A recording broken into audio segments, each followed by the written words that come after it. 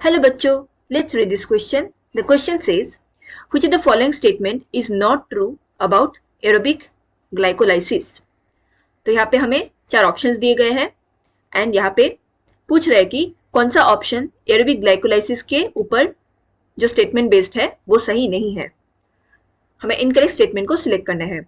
Option A, the rate limiting enzyme is phosphofructokinase 1 which converts fructose 6-phosphate to fructose 1,6-bisphosphate. Option B, phosphofructokinase is inhibited allosterically by fructose 2,6-bisphosphate and AMP. Option C, the pathway takes place in cytoplasm of every cell. And option D, the pathway produces pyruvate and NADH. So, to answer this question, let us understand the key concept of this question. Here, the key concept is glycolysis. So, what is glycolysis? Glyco means sugar, glycose, and lysis means splitting. तो यहाँ पे हमें splitting of sugar देखने को मिलते हैं. Glycolysis scheme को discover किया गया था by the scientist Gustav Emden, Otto Meyerhoff, and Jakob Parnas.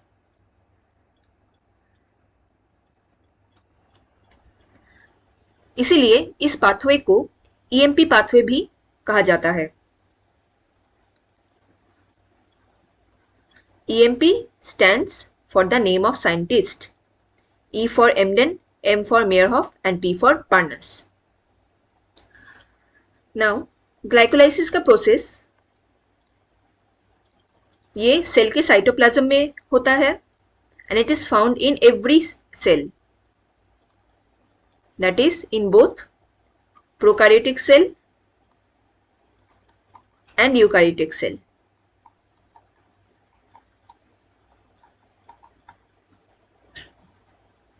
Glycolysis में बेसिकली क्या होता है? Partial breakdown of glucose,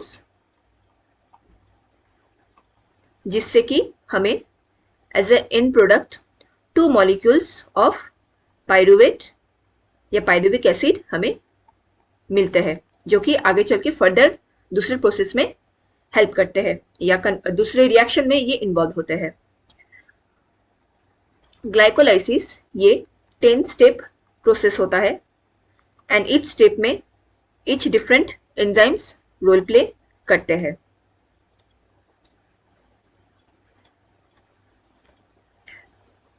now let's check our options here.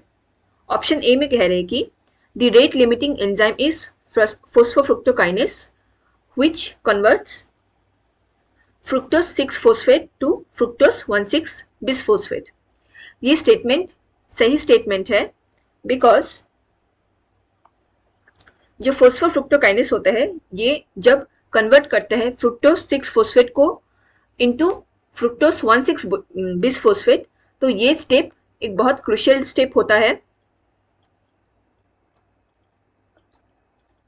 क्योंकि ये एक इरिवर्सिबल स्टेप होता है.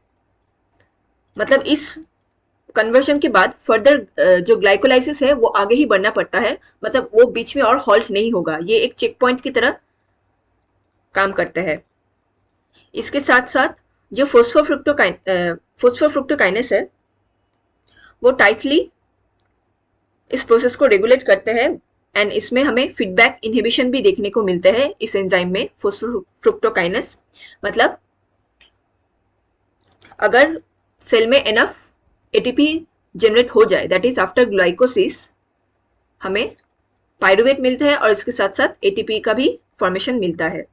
सो अगर इनफ एटीपी फॉर्मेशन हो जाता है तो फोस्फोफ्रुक्टोकाइनेस ये खुद को स्टॉप कर देते हैं, अपने एक्टिविटी को स्टॉप कर देते हैं.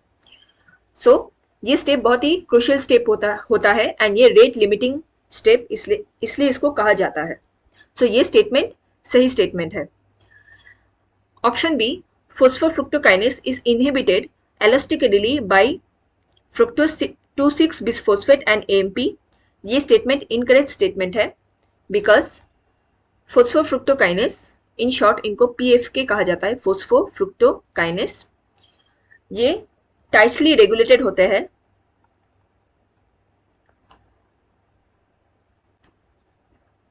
बाय एलोस्टेरिक इफेक्टर्स जैसे कि ATP, AMP एटसेट्रा. जो ATP होते हैं ये नेगेटिवली इनको इनहिबिट करते हैं PFK को, that is it inhibits the activity of phosphofructokinase. And जो AMP होते हैं ये पॉजिटिवली स्टिमुलेट करते हैं, it stimulates the activity of phosphofructokinase. So question में पूछा गया या कहा गया था कि phosphofructokinase is inhibited allosterically by fructose 2,6 bisphosphate and AMP. AMP inhibit नहीं करता बल्कि stimulate करता है. That's why ये statement wrong है. Next statement, the pathway takes place in cytoplasm of every cell. ये statement सही है. And option D, the pathway produces pyruvate and NADH. ये statement भी सही है. ATP के साथ साथ हमें NADH भी इस ग्लाइकोलाइसिस प्रोसेस के थ्रू मिलते हैं एंड पायरुवेट ये हमारा ग्लाइकोलाइसिस का एंड प्रोडक्ट होते हैं. सो क्वेश्चन में पूछा गया था कि इनकरेक्ट स्टेटमेंट कौन सा है about glycolysis. So the correct answer here will be option B, phosphofructokinase is inhibited allosterically by fructose 2,6 bisphosphate and AMP. I hope you understood it well. Best of luck.